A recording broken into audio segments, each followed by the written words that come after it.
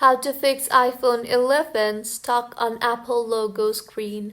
Hello everyone, I am Bishaka and welcome to our channel. Now let's get right into the tutorial.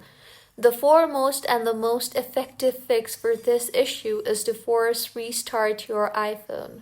So to force restart, quickly press and release the volume up button.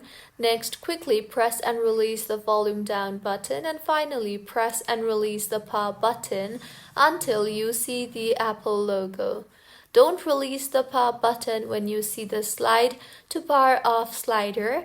Make sure to keep holding the side button until Apple logo appears. Once it appears, you can release the power button, and with this, your issue should have been fixed. So, this is how you can fix iPhone 11 stuck on Apple logo. If you find this tutorial helpful, please like the video and do comment if you have any queries. Also, do subscribe to our channel for more helpful tutorials like this. See you on the next one.